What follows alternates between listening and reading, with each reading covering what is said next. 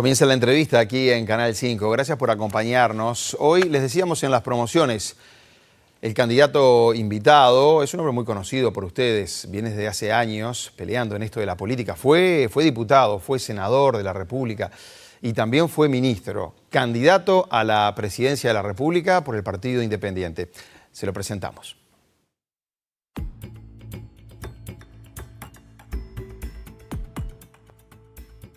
Pablo Andrés Mieres Gómez tiene 64 años de edad.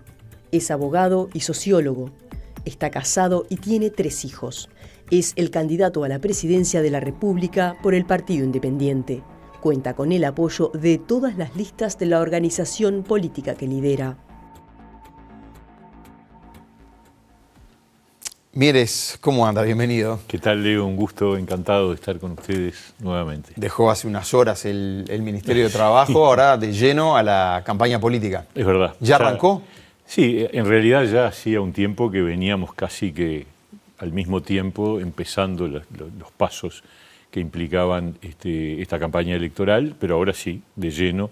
Era claro que de alguna manera al no tener competencia dentro del partido era posible renunciar un poco después, pero también es cierto que el Partido Independiente tiene claro que las elecciones internas, independientemente de que no haya competencia por la candidatura presidencial, son un momento en donde hay que marcar, y queremos marcar bien para arrancar fuerte. Sí, siempre da ánimo incluso a la militancia después, exacto, ¿no? Exacto. Ya vamos a hablar de las ideas del Partido Independiente, lo que ustedes están proponiendo para esta etapa, pero quería empezar por una cuestión un poco de agenda, que es esto que está pasando con Yamandú Orsi, denuncias falsas que está viendo. ¿Qué pasa? ¿Se está ensuciando la campaña? ¿Cuál es su comentario? Y horrible, la verdad que es una de esas cosas que uno rechaza visceralmente. Parece que son de las cosas que no deberían ocurrir en una campaña electoral ni en la vida política en general. Lamentablemente, las redes son un terreno propicio para que ocurran cosas de ese tipo, pero está bueno que se aclare. A mí me parece que es muy importante que, que en este caso Yamandú Orsi quede definitivamente desligado de todas estas cosas. Me pareció desde el principio. Ahora hizo la denuncia, porque cuando pasó todo esto no la había hecho la denuncia. Sí, bueno, cada cual reacciona como le parece que tiene que reaccionar. Lo importante es que todo esto era falso y que Yamandú Orsi sigue en carrera, y yo estoy seguro que la opinión pública en ese sentido no le va a generar ninguna afectación, pero feo, porque la verdad que el enchastre es lo peor que tiene esta cuestión de la democracia. Bueno, tiene que defenderse frente a Sí, los hombres públicos siempre están expuestos a determinadas cuestiones, pero no estábamos acostumbrados, por lo menos a este tipo de situaciones de una denuncia falsa, se emitió a la Fiscalía, a la Policía, ¿no? En fin. Sí. ¿Cree que hay una campaña política detrás de esto? Como desde el Frente Amplio se dice claramente que hay algo más, ¿no? Yo la verdad que no tengo ningún elemento para decir nada. Me parece que está claro que hubo un enchastre gratuito, falso. Y si hay cosas atrás, la verdad que a mí no me consta, ni conozco, ni puedo opinar. Yo mantuve siempre en este punto una actitud de no emitir opinión en defensa de lo que importa, que es la lucha de ideas, el debate, las propuestas que cada candidato tiene, y eso es lo que importa, ¿no? Mieres, vamos a meternos ahora sí nosotros aquí en Canal 5 estamos invitando a los candidatos para que nos den a conocer las ideas que están planteando la ciudadanía. Hablemos del Partido Independiente, un partido que ya es conocido, digamos, ¿no? 22 años por lo menos tienen ustedes. Justito, 22 años. Sí, ahí está.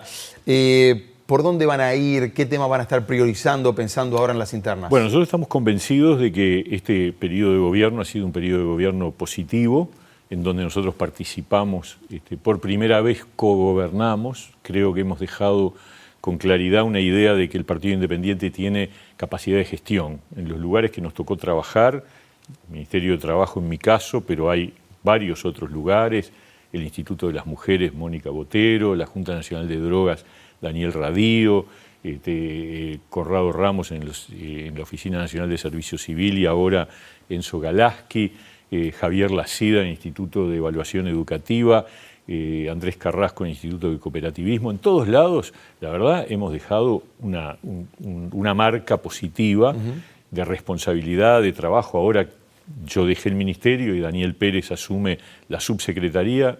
Mario Aristi, que era el subsecretario, pasa a ser ministro del Partido Nacional, pero Daniel Pérez, que es del Partido Independiente, pasa a ser el subsecretario, y la directora de Empleo, Rosana Fagalde, que es también del partido. Pudieron entonces, como Partido Independiente, meter cuchara, digamos, estando en la coalición. Y mostrar una faceta que no habíamos podido. Es decir, nuestro partido es un partido parlamentario, y nuevamente en este periodo demostró que ejerce en el plano parlamentario con mucha calidad. Bueno, Iván Posada ha sido un verdadero sostén de la bancada de la coalición, ha tenido una participación más que irrelevante, yo siempre digo que vale por varios, pero era nuestro perfil. Remaba solo también, ¿no? Remaba solo, le tocó esta vez estar solo en el Parlamento. Digamos. Pero al mismo tiempo en diálogo con los demás partidos de la coalición, y ahí jugó un papel, incluso por su experiencia, por su responsabilidad, por su conocimiento de muchísimos temas, relevante, tanto en el debate de la LUC, del presupuesto, de las rendiciones de cuentas, de la reforma de la seguridad social, pero ese era nuestro rol clásico. El partido siempre tenía una bancada parlamentaria que mostraba los mejores registros de asistencia, de participación, de actividad, de iniciativas, etcétera. Pero no habíamos mostrado la otra faceta, que es entrar a la cancha y decir, bueno, ahora nos toca gestionar políticas. Y yo creo que el saldo es altamente positivo. Yo me retiro del ministerio contento, me retiro con números positivos, pero además con un equipo que trabajó y además con diálogo, que era lo que teníamos que lograr. Es sí, decir, hoy se dio el dato de desempleo, 9%. Sí, aumentó un poco, pero en términos generales la situación de empleo sigue siendo mejor lejos que en el 2019. Bueno, me acuerdo cuando en febrero del 2020, último mes del Frente Amplio, estaban 10,5. 10,5. Bueno, ahora están 9. Ahora está este dato. Pero estuvo de este en mes es 8,7 creo hace poco, sí, el ¿no? promedio del año pasado fue 8,3, que me parece que lo importante son los promedios. El promedio de 2019 era 8,9. O sea, estuvimos siempre más bajo que el 2019, siempre no, en la época de la pandemia estuvimos arriba, pero después de la pandemia, más bajo que en 2019, tenemos 74.000 empleos más que en el 2019, eso es muy importante, y una tasa de actividad que es de las más altas. Hay que llegar al 2014 para medir una tasa de actividad tan alta. Le preguntaba qué temas van a ustedes a poner arriba de la mesa está ahora. Muy bien. Bueno, yo creo que hay que seguir de acá para arriba, como dice nuestro eslogan de campaña. Es decir, esto es lo que logramos en distintas áreas, pero hay que seguir avanzando. Y para nosotros es crucial, si yo tuviera que resumir en una frase lo que queremos como Partido Independiente para el próximo periodo de gobierno, es lograr que los uruguayos crean todos que el camino de salida pasa por la educación y el trabajo. Y esto, para ti, para mí, para mucha gente que nos está mirando, puede ser obvio, pero no es obvio, lamentablemente, para un sector de la población. No es obvio para un sector de la población que ha descreído de que el ascenso social, el crecimiento, el lograr estar mejor, se construya a partir de la educación y del trabajo. Y es lógico, porque tenemos cifras que hablan de que entre la pobreza entre los niños es el doble que entre el conjunto de la población. Y después la deserción estudiantil es muy alta y el desempleo juvenil es el triple que el desempleo del total de la población. Entonces, ¿cómo vamos a pensar que gente que nace en la pobreza, que después se desvincula del sistema educativo tempranamente, no termina el ciclo de enseñanza media y luego no encuentra trabajo, cómo va a creer en la educación y el trabajo? Entonces, nuestro foco es: hay que bajar la pobreza infantil, esto es fundamental y se puede. Nosotros hemos hecho estudios y decimos, es posible reducir la pobreza infantil a la mitad en los 5 años próximos de gobierno. ¿Y no se puede erradicar la pobreza infantil en Uruguay? Sí, no en 5 años, pero sí en 10. El cálculo nuestro es que en 2 periodos, con una concentración de recursos dedicados, focalizados. Fíjense que en realidad, cuando hablamos de pobreza ¿cuánto infantil, se necesita para bajar la pobreza infantil? Está en 20%, ¿no? Está alrededor del 18, 20%, bien, pero a su vez los niños son pocos, lamentablemente en nuestro país nacen 30.000 niños por año, o sea que de 0 a 6 años tenés 180.000 niños, de los cuales el 20%, es decir, 36.000 son pobres. El 20%. Y esos 36.000 no es uno por hogar, o sea que en 20.000 hogares vos tenés concentrada la pobreza infantil. Pero es un tema de recursos eso ahí para bajar exactamente, la pobreza. Y hay que destinar recursos a eso. Y por eso a mí me parece que es fundamental, y se puede hacer, reforzar asignaciones familiares, reforzar las prestaciones focalizadas, hacer el seguimiento, la trazabilidad de esos hogares, de manera tal de que esos recursos lleguen efectivamente. Por eso es muy importante una iniciativa que impulsó Iván Posada y que ahora ya es ley, el Fondo Infancia, que es el lugar institucional en donde se colocan esos recursos y se monitorea su ejecución. Va a estar Dardo Rodríguez, un compañero del partido que además estuvo en la dirección del INAU en periodos anteriores, o sea que tiene experiencia directa, además fue director del Foro Juvenil durante años, de director del Fondo Infancia. Entonces, a través del Fondo Infancia canalizar recursos para bajar radicalmente la pobreza infantil y al mismo tiempo hay que seguir avanzando en la transformación educativa. ¿Cuántos recursos se necesitan para bajar la pobreza infantil? ¿Hicieron la cuenta ustedes? Sí, por supuesto. Esto implica una inversión que progresivamente llega a unos 400 millones de dólares en un determinado periodo, en el quinquenio. 400. No de inmediato, sí. 400 millones de dólares. Sí, ese es el número que tenemos Eso nosotros. Para bajarla a la mitad. A la mitad. Bueno, sí que se necesitarían 800 millones. Y bueno, sí, nosotros creemos que hay que poner más plata en esto y por eso me preocupa tanto el plebiscito que está proponiendo el PIT-CNT, porque además de todos los desastres que generaría en la seguridad social y el tema de la confiscación, lo que va a hacer es incrementar el déficit brutalmente y ¿qué va a hacer? Es una paradoja, ¿no? Que gente que dice que hay que combatir la pobreza infantil termina impulsando cosas que lo que van a hacer es comerse todos los recursos que se necesitan para dedicarle a otras prioridades, como es justamente la pobreza infantil. O sea, si sale la reforma del PIT-CNT, no va a haber recursos para otras políticas sociales, por ejemplo. Lamentablemente es así, porque cálculos del BPS, no míos, del Banco de Previsión Social, de los técnicos del Banco de Previsión Social, indican que esta reforma, en la medida que se aprobara, va a empezar a generar un déficit incremental que va a cuadruplicar el déficit que con la reforma que hicimos el año pasado, con la ley que está hoy vigente, se generaría. Nosotros lo que logramos, que era lo que queríamos todos los partidos, porque en el 2019 todos hablábamos de la necesidad de generar sostenibilidad al sistema previsional y evitar que la curva ascendente se siguiera despegando. La ley que votamos el año pasado lo que hace es aplanar la curva y evitar que se coma todos los recursos cada vez más. Pero con la propuesta que hace el PIT-CNT, se dispara y pasa de 2 puntos de déficit que se incrementaría a 8 puntos, 4 veces. No había chances. Y se come el tema de los niños, ¿no? Es muy regresivo el planteo. Es increíble que el PIT-CNT, que se dice defensor de los sectores populares, esté impulsando una cosa que lo que va a hacer es concentrar más que nunca los recursos del Estado en sectores de población que, para decirlo más claro, los mayores de 65 años, la tasa de pobreza es 2,5. Los menores de 6 años es 20%. Y lo que están haciendo es volver a concentrar más recursos en los sectores mayores en contra de las nuevas generaciones. Un minuto, ¿no había forma en la reforma de la seguridad social que se impulsó y que se aprobó, ahora que ya es ley, cambiar el mecanismo de financiamiento para que sectores, dice el PIT-CNT, dicen sectores del Frente Amplio, sectores que le va muy bien en la economía, que aporten más? Ellos dicen que recayó todo sobre la espalda de los trabajadores. Pero no es verdad eso. A ver, los trabajadores antes de la reforma aportábamos el 15% por mes de nuestro salario nominal para la seguridad social. Hoy seguimos aportando 15% por mes para nuestra jubilación. ¿Y cuántos años se requería para jubilarse? 30 años. 30 años de aportes. ¿Cuántos años se requiere ahora con la reforma? 30 años de aporte. O sea, el cambio que hay, y es para los menores de 50, es correr la edad de retiro. A 65. A 65, claro, pero que siguen no es aportando tampoco inmediato. Lo que dicen del otro bando es, no, bueno, pero el sector es pudiente, sector financiero, sectores rurales, no sé, lo manejan por ese lado, es aportan en porcentaje poco menos que los trabajadores.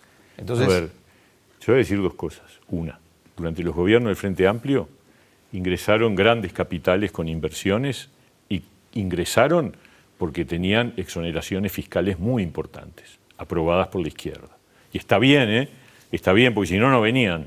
O sea que esto de que hay que meterle impuestos y no sé qué, Lo que haces es fuga de inversiones. Bueno, es el caso de UPM, ¿no? El caso de UPM y el caso de Montes del Plata antes, por favor. Y la tasa de aporte patronal, que es 7,5, era 15, bajó a 7,5, ¿sabes cuándo? Cuando la reforma tributaria del Frente Amplio. El Frente Amplio la bajó a 7,5. O sea, a ver, que no nos metan los versos. Ahora, si se aprueba esta reforma, la tasa de aporte a la seguridad social de trabajadores y de empleadores va a tener que aumentar, porque si no, no se banca el déficit. Es el cálculo que ha hecho en los técnicos del BPS. Lo van a tener que multiplicar del 15 al 20, al 25. O sea, en buen romance, los trabajadores van a perder plata. Y eso no lo dicen. Mieres, ¿qué pasa con la ley de financiamiento de los partidos políticos? Siempre aparece una traba allí, bueno, no se pueden poner de acuerdo. Yo trabajé en el periodo anterior en el Senado y la votamos en el Senado y luego en diputados no se logró aprobar. Luego vino este periodo de gobierno. Y yo creo que estas cosas, cuanto más se acercan los tiempos electorales, más difícil es modificarlas. Ojalá, yo creo que está bueno que el Uruguay tenga un ayornamiento de la ley de financiamiento de partidos.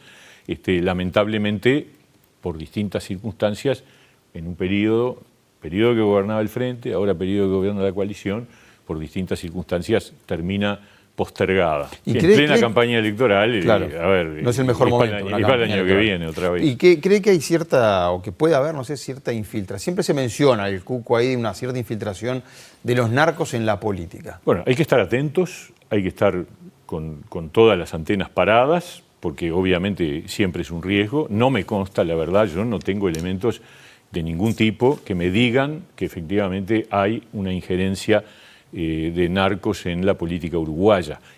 La política uruguaya, la verdad, es una política muy fuerte. Yo soy muy hincha de los partidos políticos uruguayos, de la institucionalidad democrática que tenemos, pero también reconozco que tenemos que cuidar todo el tiempo porque nunca se sabe qué puede pasar. Le quiero preguntar por seguridad, así vamos cómo no, claro, salteándonos algunos capítulos, pero ¿qué propone el Partido Independiente para seguridad? Siempre es un reclamo importante para la población. Bueno, yo creo que es muy importante porque, a ver, todos estos cambios que recién mencionaba, que es reducir la pobreza infantil, desarrollar la transformación educativa, es para que justamente un sector de la población empiece nuevamente a creer que el camino de ascenso social es la educación y el trabajo.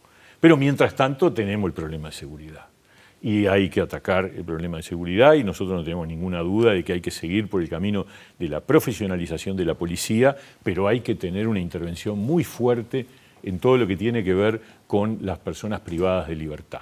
De una vez por todas, yo estoy ya, no sé cuántos años hace que se habla de que los institutos, el Instituto Nacional de Rehabilitación, es decir, las cárceles no tienen que estar en el Ministerio del Interior. La gente no lo sabe, los más jóvenes seguro no, y los más viejos capaz que se acuerdan.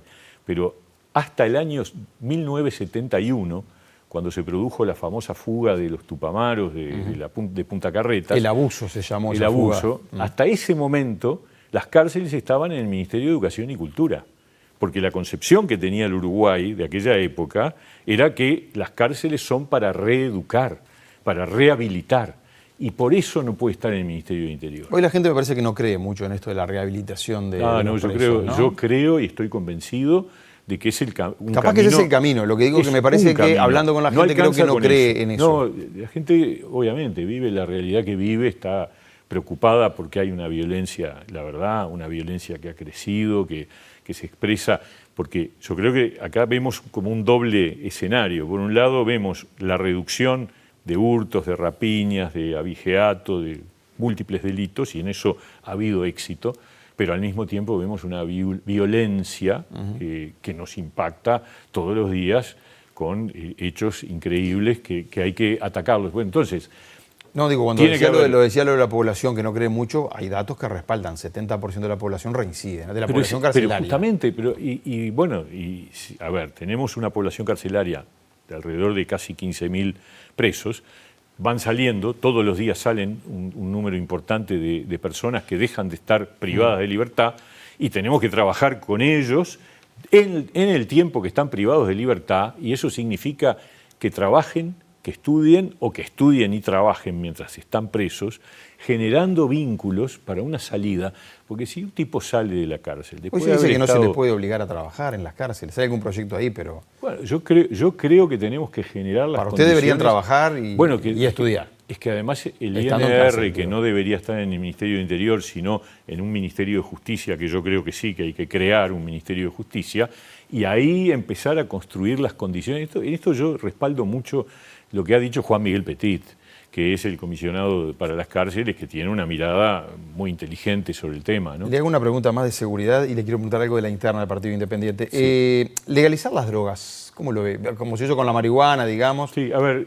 ¿Sabe por qué se lo pregunto? Porque Daniel Radío, que es del Partido sí. Independiente, lo he escuchado hablar bastante de eso. Sí, pero no sé si es una idea de él o es de todo el partido. ¿Cómo a ver, es? yo comparto la idea de que digamos, la política que se ha llevado adelante en materia de drogas a nivel mundial ha sido un fracaso.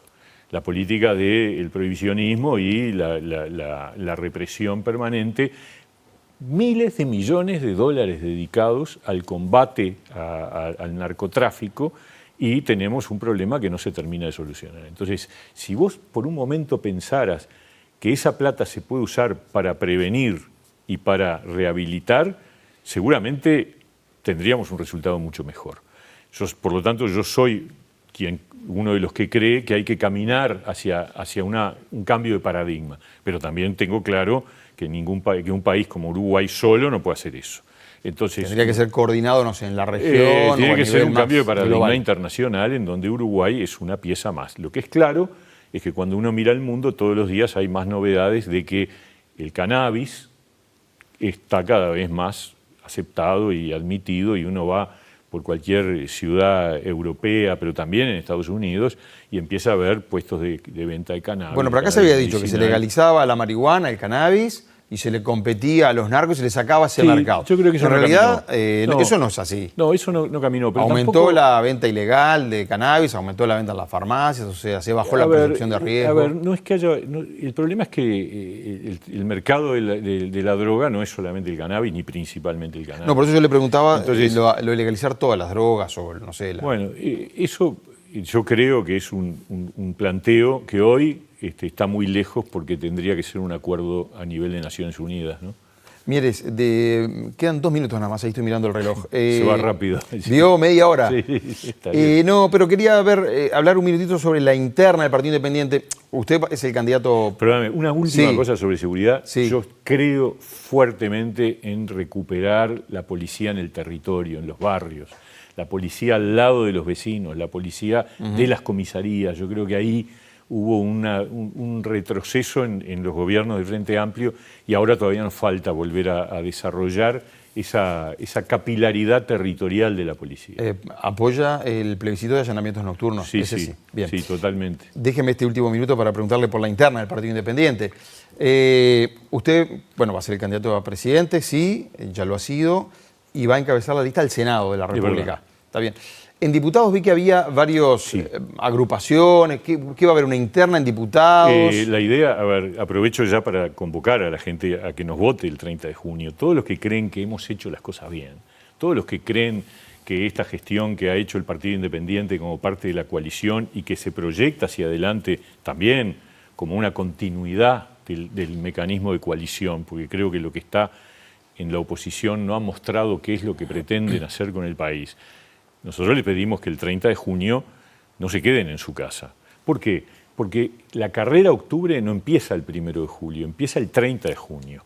Y efectivamente en Montevideo va a haber varias listas de compañeros que con muchas ganas y con mucho talento van a presentar sus distintas opciones. ¿Y uno vota cada una de esas listas, digamos? Sí. ¿Y después se hace una única lista de diputados? No, la idea es que los que quieran seguir a octubre, o sea, junio va a ser un test para cada agrupación, claro, para cada candidato, que le va a ir mejor a uno, peor a otro, etcétera. Claro. Y después de eso ellos verán qué hacen, pero la idea es que las mismas listas que se presentaron a junio, si quieren, se pueden presentar a octubre como candidatos a diputados. Así que va a haber varias listas a diputados aquí a Montevideo. Sí. Tengo algunos nombres que las van a estar encabezando. Daniel Pérez, me dijeron, sí, Dardo Rodríguez, sí, Renzo Gato, Mariana Méndez y creo que Gerardo Sotelo también estaba trabajando el tema de las firmas. Los 5 son los que han trabajado en la construcción de sus agrupaciones y nos llena de orgullo que haya muchos compañeros que quieran, como en el interior del país hay también,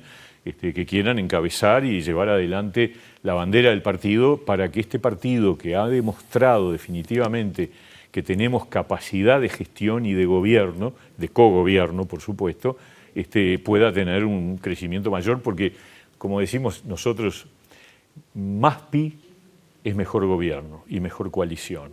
Por eso vamos de acá para arriba. Terminé con las consignas completas. Muy bien. Vi que tiene como una especie de escalera ahí en la sede, de acá para arriba. La vi el otro arriba. día, la sede nueva. Sí, porque es eso. Miren lo que hicimos, queremos hacer más. Pablo Mieres, gracias por haber venido acá a Canal 5. Encantado, un gusto. Y mucha suerte, de verdad, en su carrera política. Muchas gracias. Con el Partido Independiente. Que tengamos suerte de todos los uruguayos. Amigos, dejamos por acá la entrevista de hoy. Espero que les haya servido a ustedes para tener más información, para sacar conclusiones. Los espero ahora el miércoles. Que pasen bien. Gracias.